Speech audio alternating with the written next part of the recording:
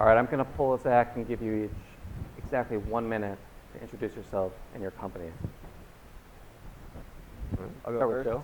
My name is Joe Pinto. I'm one of the co-founders of Haste Arcade. It's been mentioned a couple times, but we do something called instant leaderboard payouts, which I'll cover a little bit more in my presentation. And that is me. Adam Kling, CEO and founder of Fyx Gaming. Our key product is Crypto Fights right now. It's a blockchain game that runs all on layer 1. Gameplay logic, NFTs. We also built out an infrastructure that actually supports that and potentially future games in the process.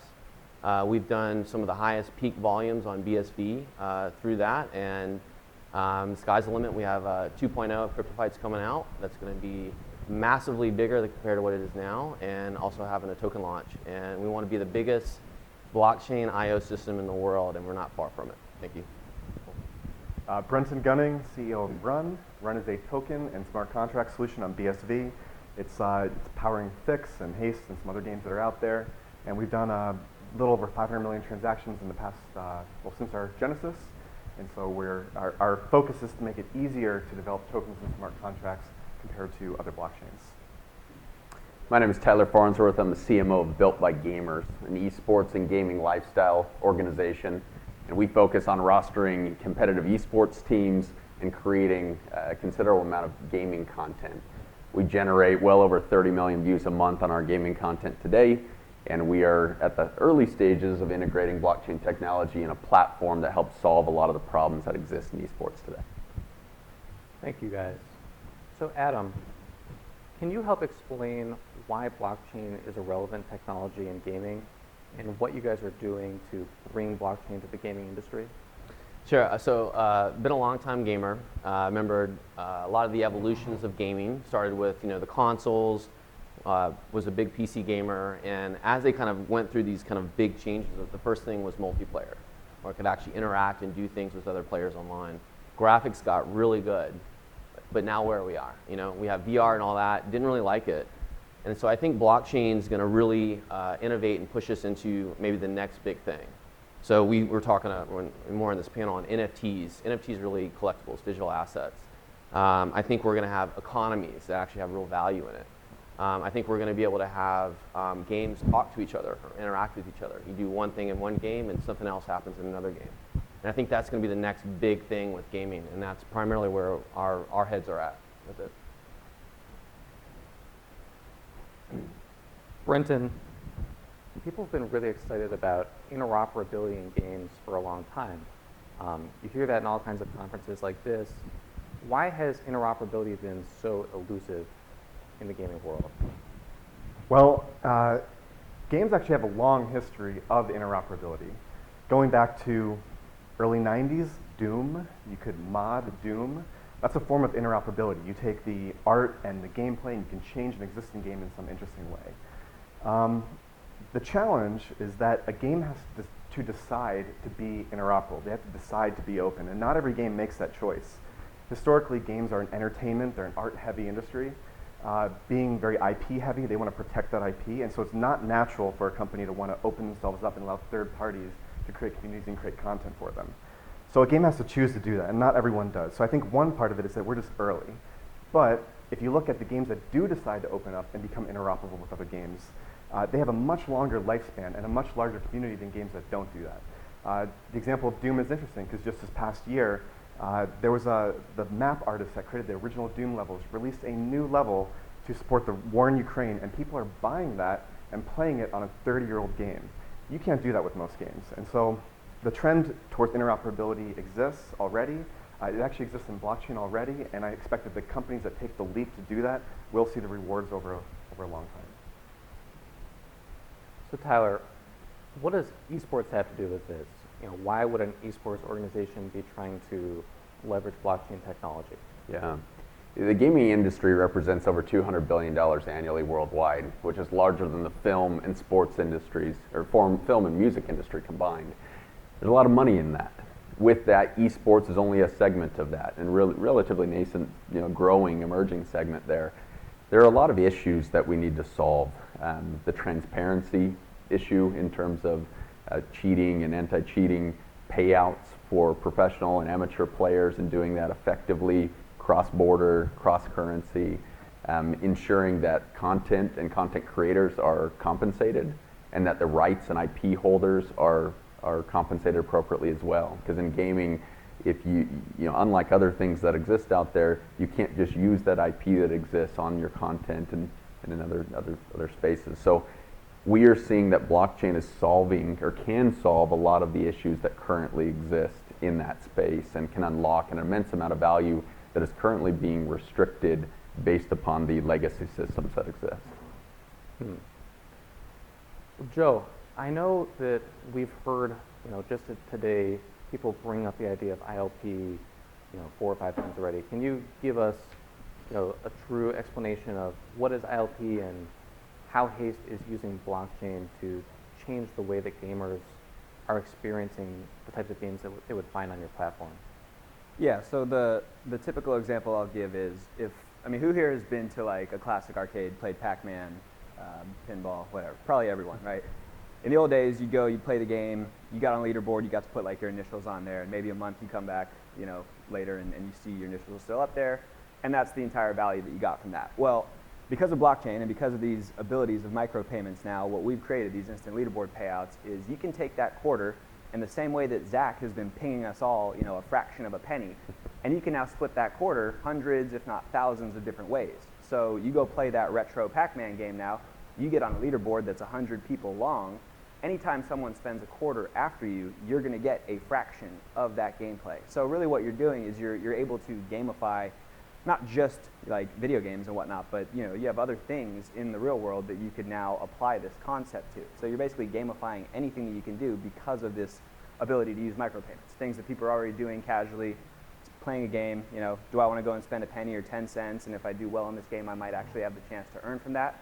That's what our concept is, and that's how we're using the blockchain. Everyone signed up, just got another cent. And Joe, do you have any stats on, some of the people who have been maybe more successful on Haste, what kind of money they can make through this model? Yeah, it's kind of funny. I mean, when it started, the original game was really simple. Like, you would basically tap play game, you'd choose if you're playing for a penny or a dime, and your phone screen would go blank, a little dot would pop up, and the whole game was just tap the dot as fast as you can. Your score was measured in milliseconds. Well, there were people that went on to, and this is like just towards the end of the first major wave of the pandemic, there are people that ended up going on making hundreds of dollars a month. One of them actually has made a couple $1,000s just from these hyper casual, penny to dime level gameplays. So there's real money that people are making, doing this type of thing, and that's still what we would consider a fairly small user base. But yeah, I mean, it's significant income if you're actually, consistently playing and getting on leaderboards. Adam, play to earn is a big topic. Play to earn often utilizes NFTs in some way. I know that there's concerns in the gaming world that NFTs, play to earn, these aren't about having fun, delivering fun, they're about something else. What excites you about NFTs for games, and what would you say to people who have those types of concerns?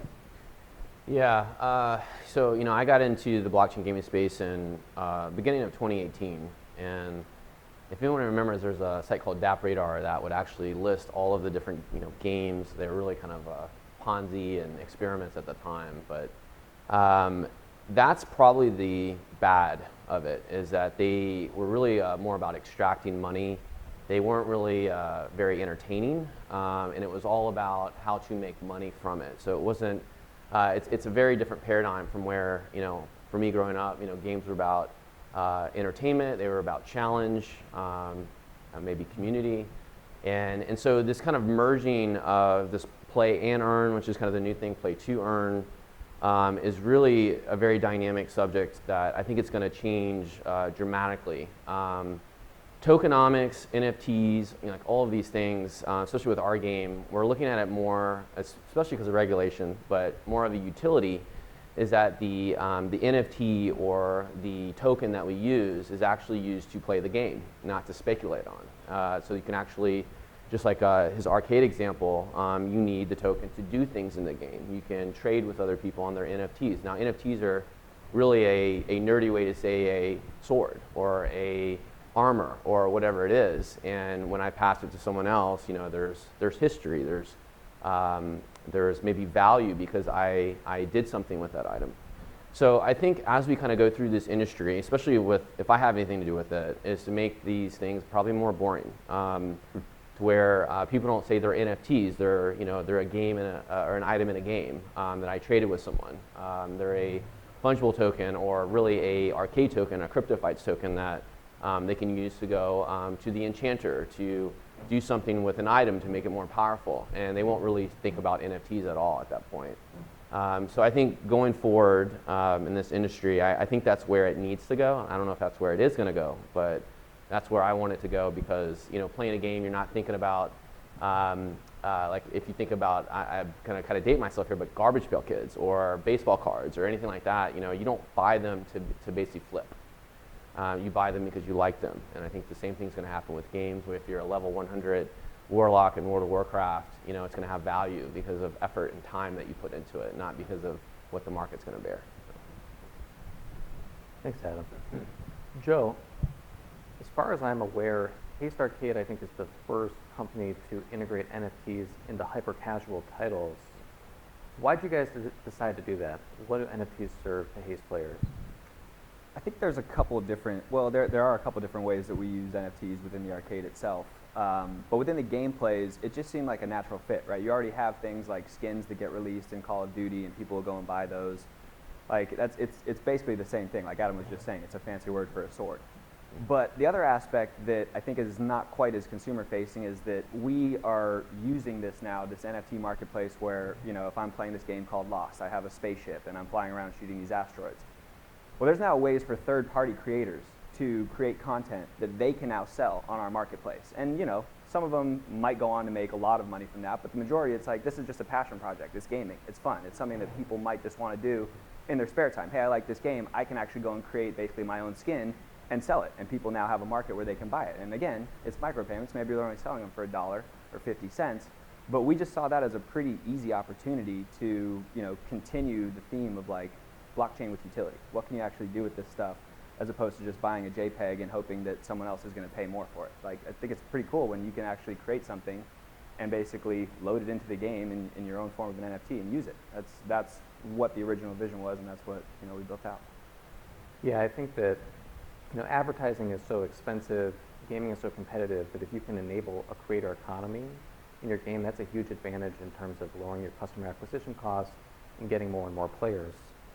Tyler, there's been a ton of esports organizations that have partnered with different NFT companies or promoted NFTs in one way or another. Do you think there's a future for NFTs in esports, and what do you make of what's happened so far with that partnership? Yeah. So by and large, it's been terrible, frankly. The groups that have done it have come out in a way that seemed scammy, that seemed like it was taking advantage of their relatively young user base in many cases. They have not had a well thought out strategy. It's been focused almost entirely on value go up mentality, right? It's a collectible that someone puts money into on slow chains or very expensive chains. And so by and large, the esports industry is actually, and organizations have walked that back because they've seen that it's not received well. They've had a lot of backlash around it. Even the term NFT, I think, needs a rebranding, which is, I'm excited to see some of the changes you guys have made. Thank you. But the world of digital goods and collectibles is just explained by Joe and Adam here, has a massive future. And so for us, we're seeing that there's so much opportunity in the utility-based digital good, and those opportunities, that those unlock versus what's been done in the space thus far. So where our head is at, and the things that we're working on right now, are elements that open up. It's an NFT that is connected to the player, and that that's what allows them to track all of what's going on and receive payouts and verify their entry that they are who they say they are. There's opportunity for access to events and different unique opportunities there. There's opportunities to showcase their level of fandom within the ecosystem and track that appropriately over time. Right. So there's so much that is being built and absolutely will occur and exist in this space, but it's much, much beyond the simple things like you see out in the lobby there. Brenton, I think the first time we ever spoke, one of the topics of conversation was Flow and Flow blockchain. Flow, if anyone doesn't know, is the team behind CryptoKitties. what do you think has, how would you describe what's happened in blockchain and in the NFT landscape from maybe more of a technical perspective since the end of 2017 when the CryptoKitties fiasco essentially ended the crypto bull run? Yeah, it's super interesting. So 2017, CryptoKitties takes down the entire Ethereum networks. It's one app with, frankly, not that many transactions, and they took down all of Ethereum. The team behind that, after that event, looked at Ethereum and said, okay, is this going to scale for us in the future? We don't want this to happen again. And they looked at where Ethereum was planning to go and where it's going today. They're actually going through a merge right now, one phase of a longer roadmap. And they said, this isn't going to work for us. And there's a number of reasons for it. The trends are interesting. So one thing is Ethereum is planning to shard their network. That means they're splitting Ethereum into many Ethereums, in fact, 32 Ethereums. And so what that means is that if you have your assets in one game on one shard, it takes work to move it to another shard to use in a different game. This creates a technical nightmare. It also creates a usability nightmare for the end user. So CryptoKitties team looked at this. They're called Dapper Labs and said, well, this isn't going to work for us. Let's see what we can do different. And they created the Flow blockchain. The Flow blockchain does not shard their network. And interestingly, BSV also does not shard their network. One network that massively scales. That's also a trend you see on Solana. It's also a trend you see on some of the more recent blockchains that are getting funding. But by and large, the vast majority of other blockchains don't take that approach. So this is a very a forward-thinking way of building blockchains. The other way that Flow is different, and this also applies to BSV, is they have individually owned assets on that blockchain. So on Ethereum, everything is a smart contract. On Bitcoin, on Flow, you have individually owned assets that you control as the user.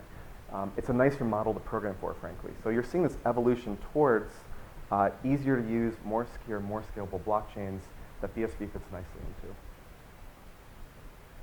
Adam, you've been outspoken for a while, both through what you've said in interviews as well as what you guys have done as a company about the potential pitfalls when you're utilizing blockchain solutions in general, but in your case, in games. What mistakes do you think other companies that are trying to leverage blockchain are often making? Yeah, well, I mean, we started on Ethereum. It was in 2018, and this was kind of starting with the layer 2 solutions. So basically, from that example, you're doing too much stuff, so you got to put it somewhere else. We started experimenting with that, and everything that we built, we had to build more. There was no end to the solutions that we had to keep providing. Now again, this was years ago, but I think we've been vindicated. We ended up moving to BSV, and by doing that, it just dramatically changed how we thought about building on blockchain. So, looking back at that time period, CryptoKitties moved. You had Axie Infinity, which is another one, big game. They had to basically move to run in their own chain.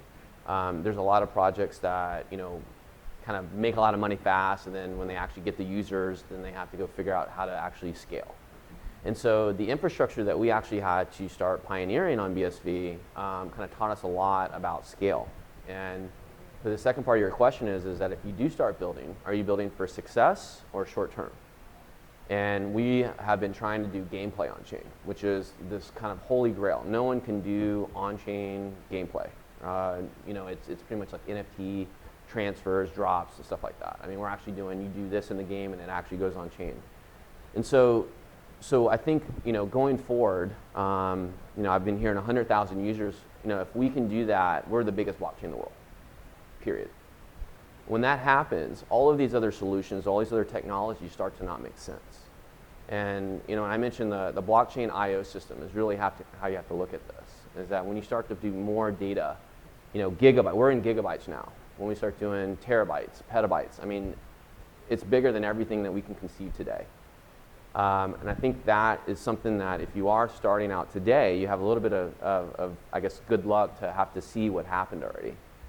To build very long term. You need to have long-term thinking that if you're going to be successful, that you can actually have a roadmap. I mean, not everything's figured out, I'll admit that, but I mean, from when we started, I mean, one of our peaks was like 500,000 transactions in a day. And then we started doing millions and millions, and we hit 10 million. And that's small. Like, we know that's not that much. So there has to be a way forward. And we've heard a lot of discussion here about proof of stake, proof of work, and the actual, you could say the stability of that chain. Is it going to be around 10 years, right? I mean, imagine you did have all these customers. That's actually what happened to Axie Infinity. They had millions of daily active users that they had to jump ship off their basically their tech stack. And when they did that, I don't know if anyone has followed that story, but they got hacked and lost $600 million. And they went from 3 million daily active users to below a million. I think they're probably at half right now. So they completely crashed their company because of that risk. And there's a lot of VCs that piled into that because it was such an easy investment. They're on their highs. But those things happen, and I mean, that's especially where my head's at, is that if I am going to be successful, I don't want to have to crash and burn. So that's what I would advise anybody, is to really understand the tech that you're building on. Yeah, and I want to credit you, Adam. Well before the actual hack that Axie experienced happened, I remember you in interviews talking about some of the dangers of using bridges, building on layer 2s, and how that was seen as a solution to blockchain scalability. Essentially, do as little on a blockchain as possible and then port over to a more scalable system, with kind of like the scaling properties of legacy systems. But when you're making that type of transition, funky stuff can happen. $600 million, gets taken. And so I think that the solution that you guys have come up with, or at least what you guys have done in terms of trying to do everything on a blockchain that scales and not having to build these bridges, is really the way forward. Can I mention one more thing? Also, you got to think about the security, right? I mean, Axie had NFTs, right? There were items in the game that I think it was billions and millions of dollars in market cap. Now, a lot of their users lost a lot of money. I mean, these are people like in the Philippines that lost their life savings, and very, very sad stories, that you'd started to come out of that. And so that's another thing that you would also have to think about, is that what am I going to do about users' assets, the value of it? And if it just goes poof one day from a stupid security thing that we did, that's major. And I would say that's probably when the regulators are going to come in, right? Yeah. You screw up, billions of dollars of value for people. I mean, that seems like it's a scream for regulation, So security matters. Yeah, absolutely. Tyler, we've talked a bit about, why NFTs, blockchain is relevant to the esports world in general.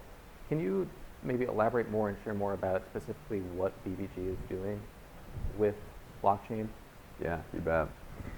So our larger vision is that we're building a platform that allows us to manage player contracts and that whole process, trades, tournaments and payouts, community and fan engagement, as well as advertising attribution.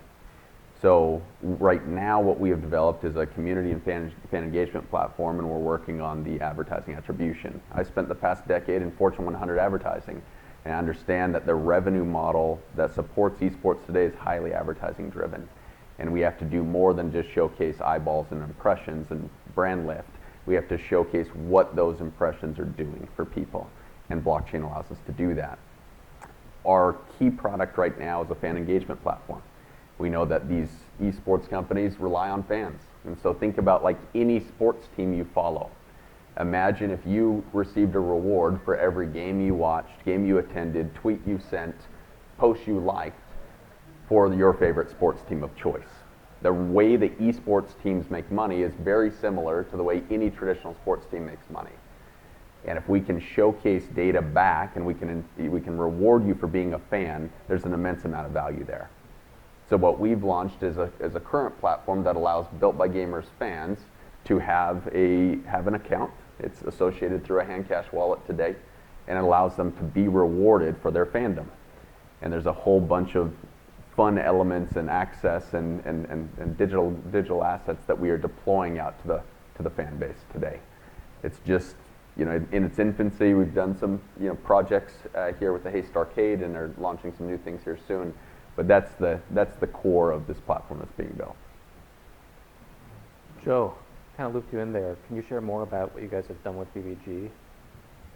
Yeah, so obviously Tyler hit on how many people are viewing their content creators on a monthly basis, and for us, like, that's incredible exposure directly to the market that we want to get. We want to get the people who are watching games and probably playing casual games into our ecosystem. So The most recent campaign was with a game launch that we did. We basically, Tyler and I, we worked together, targeted 4 of their streamers and said these people would have good followings to promote this hyper-casual game that you could earn from too. So they went on, they did a week-long campaign where before they would go and play, I think it was Fortnite, was it? Yes. Yeah, before their Fortnite stream, they'd announce, hey guys, you can come and play against me in this thing called the Haste Arcade. Here's a link to a game called Jump.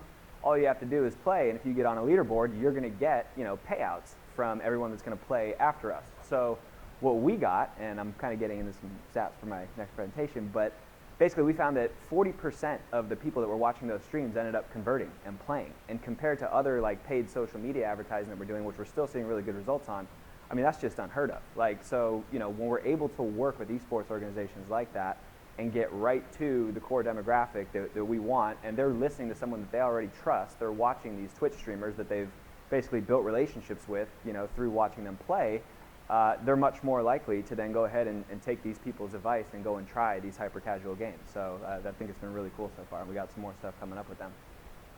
All right, just a couple more quick questions before lunch. Brenton, imagine you were speaking with a game developer that wanted to integrate blockchain into a game that they're building for the first time. How would you advise them? Well, number one, as a gamer, the game should be fun. So set aside the blockchain for a minute and just focus on your gameplay. That's probably the most important part. But assuming you have that, games have always pushed technology forward. That's the history of what games have done.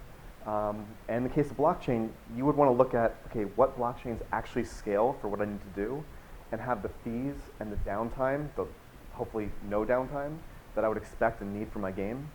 There aren't that many blockchains out there that can do that right now. In fact, the whole gaming industry is not settled on a single blockchain for NFTs, tradables, collectibles, etc.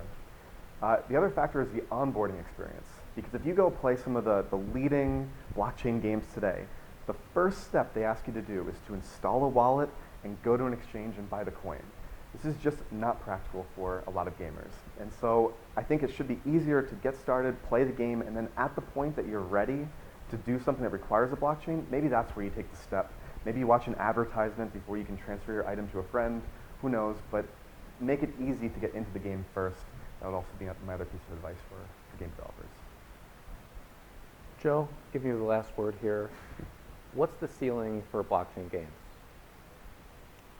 I think because of micropayments, it's almost limitless. I mean, we're doing hyper-casual games, but I think what you can do with micropayments, like I said earlier, is you can gamify everything. So it's funny, I just met, is Nicola here? Is he anywhere in the audience? Anyways, the guy has a tremendous mustache, okay? You could basically create a game now where you're competing against other people with mustaches. And then I see this dude over here who also has a tremendous mustache. So it's like, is that something people would spend hundreds of dollars on to compete? Maybe, if it's that good. But basically, you can take any event now because of these micropayments and turn it into a game. Another example I'll give, and that'll be the last one, would be like an educational setting. So we have a game right now in the arcade, and basically it's called Keyboard Warrior. You're just typing, and you're increasing your typing speed and skill. So if you misspell a word, you don't get to go to the next word. But you're doing this, and if you're actually one of the best people at typing, you can now monetize that ability. So, you have the whole educational realm as well, which I think you can gamify. And that's just, I think these are just the very surface of what we're getting at. Awesome. Well, thank you guys so much for joining us, and hope you guys are excited to go play some games using your hand cash wallet.